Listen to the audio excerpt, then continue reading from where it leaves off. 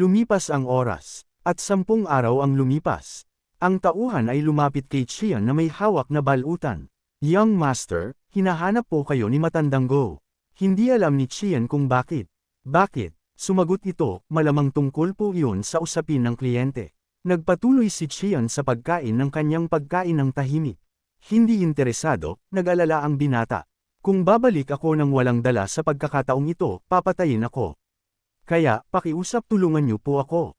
Hindi nagbigay ng pansin si Qian at nakatutok pa rin sa sarili niyang negosyo.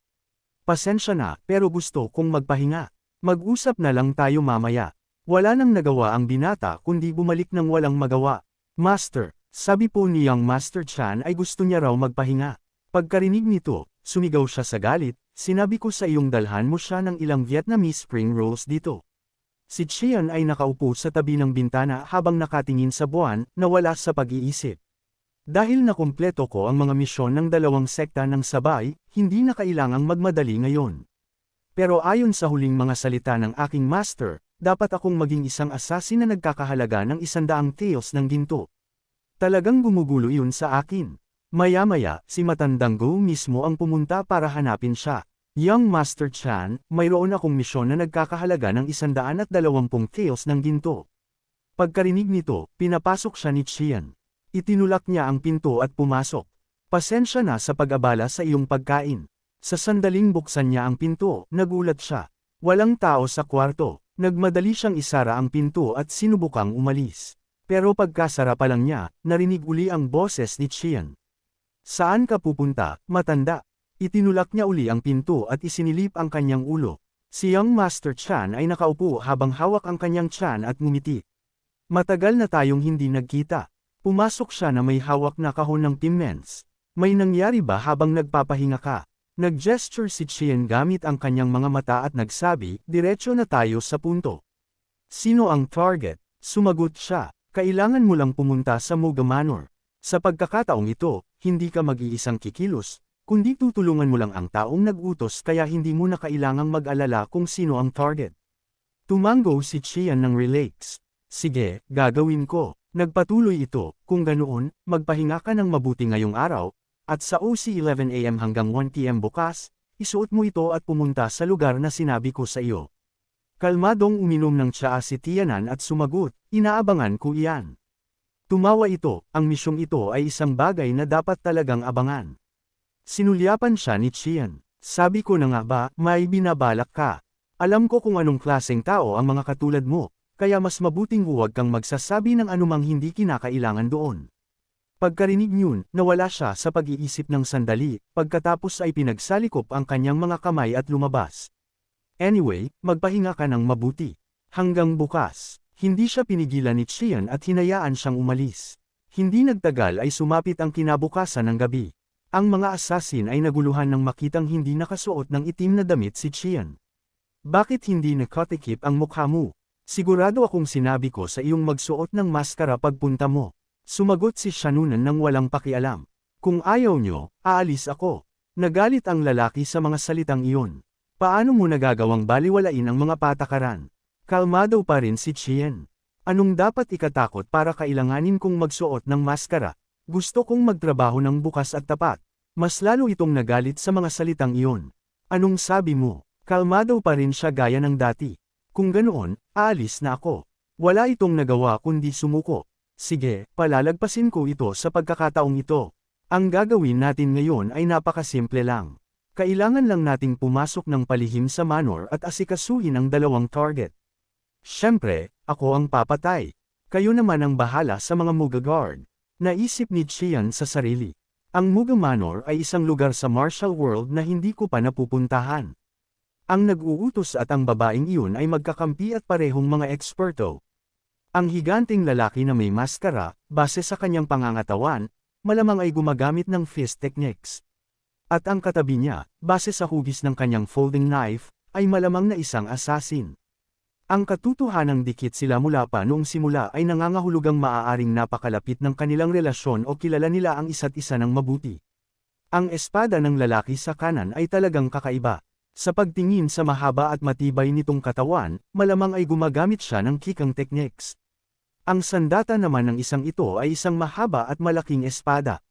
Ang hindi pagtatago ng pangunahing sandata ay nangangahulugang hindi niya itinatago ang kanyang tiwala sa sarili at pagkakakilanlan. Hindi ko alam kung gaano kadakila ang Mughal Manor, pero sa dami nating ito, tila kaya nating paglahyuan ang isang medium-sized na sekta ng walang bakas. Sakto namang may nagsalita at nagtanong, iyon lang ba? Tinawag niyo kaming lahat na mga eksperto para lang asikasuhin ang mga Mughal Guard. Ibig sabihin ay kailangan nating mag-ingat. Bukod pa rito, ang mga kasanayan ng mga Manor Guard na iyon ay hindi biro, lalo na ang lalaking nagngangalang Qian. Makakagalaw lang ako kapag lahat ng gwardya ay sumugod na sa inyo. Magbubukang liwayway na rin, kaya sisimulan natin ang operasyon sa NC3 hanggang 5 AM. Pagkatapos ay ginamit ng grupo ang kanilang lightness skill at lumipad palayo na parang mga ibon. Umakyat sila sa isang bangin at pinagmasdan ang Manor sa ibaba. Iwinasiwas ng higanteng lalaki ang kanyang kamay. Mula rito, ang lahat ay tumahimik na simula ngayon. Nga pala, nasaan ang lalaking hindi nakasuot ng maskara? Sakto namang isang panginginig ang biglang umalingaw mula sa ibaba, na naging dahilan ng paggising ng buong Manor. Ang grupo sa panig na ito ay nagulat at tumingin sa ibaba. Si Qian ay sumusugod sa main gate ng may matinding lakas. Hindi mapigilan ng higanteng lalaki ang kanyang galit. Ang baliw na hayop na iyon, at sadya ko pang pinili ang kalagitnaan ng gabi. Ang grupo ay mabilis na naglaho mula sa pwesto sa ibaba. Si Qian, nang walang kahit anong takot, ay dumiretso sa loob. Walang awa niyang binugbog ang sinumang makasalubong niya. Matapos makipagpalitan ng ilang suntok, nakumpirma niya na ang mga warrior dito ay tunay ng hindi mga karaniwang tao. Sa kabila ng biglaang pag-atake, hindi sila nataranto o nagpanik. Sa unahan, ang mga warrior ay hinaharangan ang daanan. Ang ibang mga assassin ay dumating sa tabi. Hindi na tayo makakalusot pa. Ang plano ay ganap ng nag-ulo dahil sa isang tao. Anyway, ang misyon natin ay antalahin sila. Nga pala, anong meron sa mga lalaking iyon doon? Nagpaliwanag si Shan. Sila ang mga gwardya rito. Isinelyo ko ang kanilang pressure point para hindi sila makagalaw sa loob ng isang oras. Ang lalaking may malaking espada ay agad na kumilos. Pinatumba niya ang tatlong lalaking iyon sa isang saksak. Mabilis siyang kumilos at pagkatapos lamang niyang isapupo ang kanyang espada ay nagsimulang magwisik ang dugo. Tahimik na nagulat si Jianan. Pinatay niya ang mga tao nang walang kahit isang patak ng dugo na tumatalsak sa kanya, sabi niya nang may paghanga. Kailangan mo ba talagang umabot sa ganoon? Pinaalalahanan siya ng kalaban. Nakalimutan mo na ba kung bakit tayo pumarito? Lahat ng narito, kahit isang ibon lang ay aasikasuhin. Sumanghal ng malamig si Qian at naisip, hindi ko gusto ito. Ang lalaking may espada ay nagsimula na ring bunutin ang kanyang espada sa oras na ito. Simulan na ba natin? Ang mga warriors sa unahan ay nag-uusap din sa kanilang sarili. Senior brother, tila may intruder na pumasok sa kabilang gate. Ipaubaya na natin iyon sa Royal Guards at haharangan natin sila rito. Ang grupo ay sumulong para harangan ang tatlong lalaki. Tahimik na nag-analisa ang assassin.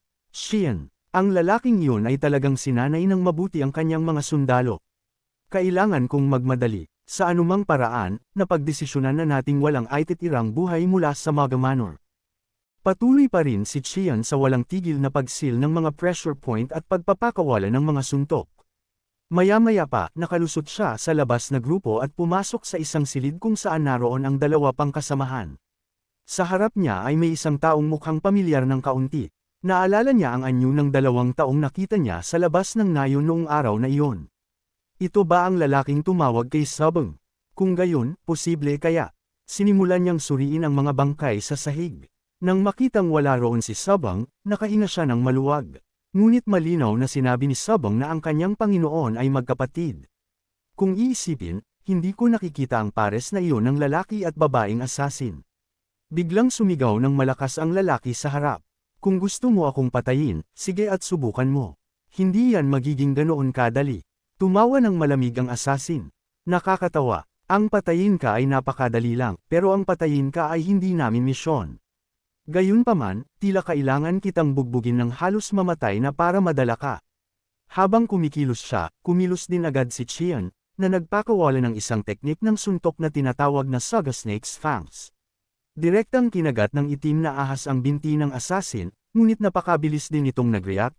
isinagawa ang isang John Ho Sohan full rotation evasion at tumalon pataas para umiwas. Anong klaseng kakaibang martial art ito? Gayun din, ang isa pang lalaki sa panig na ito ay ginagapusan din ng sagwa.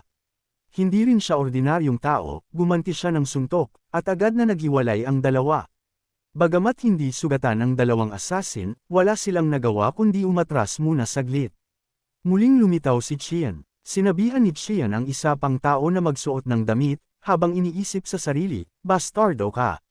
Kapag ginalaw mo ang katulong na iyon, tatapusin kita muna.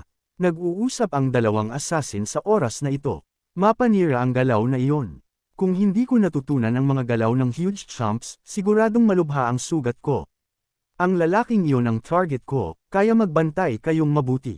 Hindi nyo ba alam ang mga tuntunin ng nayon ng Ronin? Ang mga traidor ay pinapatay. Alam mo ba ang ginawa mo?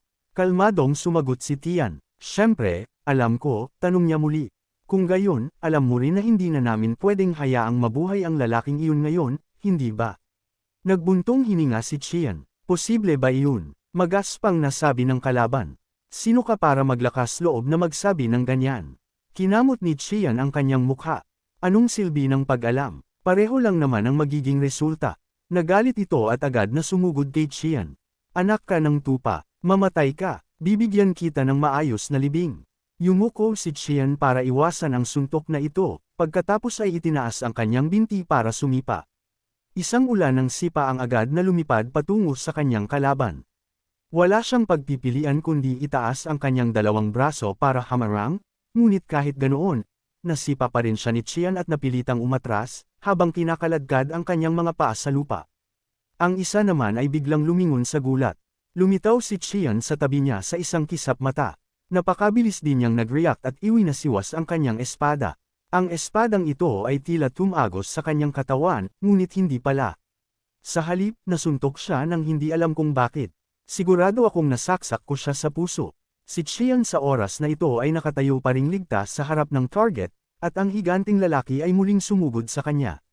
Noong sandaling iyon, muling lumitaw si Qian at isinagawa ang Demon Subduong Diamond Divine Fist, na nagpalsik sa braso ng higanti sa isang suntok. Hindi umatras ang kalaban at isinagawa ang Mountain Splitting Fist gamit ang natitira niyang kamay. Agad na humakbang pasulong si Qian at hamarang para sa kabilang tao nang may malakas na tunog. Isang pagsabog ang naganap. Si Qian at ang isa pang tao ay tumalsik at gamulong sa courtyard sa labas. Tumingin ang dalawang assassin mula sa loob ng bahay. Tumayo si Qian at namangha. Ang galaw ng Mountain Splitting Fist. Kung gayon, ikaw pala si Jin Gio ng Mountain Splitting Fist. At ang nasa tabi mo ay malamang na si Sawan Sword. Isang malaking karangalan na makaharap ang pinakamagaling na assassin at gumagamit ng espada na Ronin ng nayon ng Ronin ng sabay. Pagkatapos ay may ibinulong si Qian sa taong iyon. Oh, maganda ito. Sa parehong oras, tumalon din pababa ang dalawang assassin. Nagbanta ang higanting lalaki sa magaspang na boses. Mamamatay ka rito. Hinaplos ni Qian ang kanyang baba at nag-isip ng malalim. Kung mamamatay man ako, sa tingin ko ay hindi rito. Hindi ko pa alam ang hangganan ng aking kakayahan, kaya gusto ko silang subukan laban sa inyo. Pero sa kabilang banda, tila nasa akin ang inisyatiba. Ginamit ng kalaban ang Mountain Splitting Fist, at ginamit naman ni Qian ang Diamond Divine Fist. Nagharap ang dalawa ng kamao sa kamao, at tila nanginginig ang langit at lupa sa kanilang laban. Biglang may nangyaring hindi inaasahan na ikinagulat ng dalawa. Tumakas si Qian kasama ang isa pang tao. Tumingin ang dalawa sa kanila, hindi alam ang nangyayari. Niloloko mo ba ako? Umiwas siya at tumakas. Hindi na tayo pwedeng makatanggap ng dagdag na pinsala. Sa parehong oras, sa kabilang panig, hinaharangan ng mga assassin ang landas ng ilang tao. Kasabay nito, lumundag si Tian at ang isa pang tao sa pader. Lahat kayo, sandali lang. Nagulat ang mga assassin nang makita siya. Naisip ni Tian sa sarili, nakarating na ba ang dalawang nakamaskarang assassin na kumikilos sa ibang dako? Ang mga tao sa panig na ito ay tumingin din sa kanya nang may gulat. Nakita ni Qian si Sabong at nakahinga ng maluwag. Ligtas ang lahat. Pagkatapos ay lumapit siya sa panig na iyon. Matagal na tayong hindi nagkita. Tinapik niya ang ulo nito at tinawag na Sabong. Kuminang ang dalawang mata ng batang babae habang nakatingin sa kanya. Kayo nga po ba yan, Ginoo? Tumango si Qian. Oo, pumarito ako para tuparin ang hiling mo. Mahigpit nitong hinawakan ang kanyang dalawang kamay at sumagot. Ikakansela na po ng binibini ang hiling na iyon ngayon. Napakadelikado na rito ngayon, kaya pakiusap, lumikas na kayo. Mahigpit na hinawakan ni Qian ang kanyang mga balikat. Siyempre, hindi ko magagawa iyon. Humagulgol siya sa sinabi nito. Bakit po kayo narito? Walang mababago ang pananatili rito.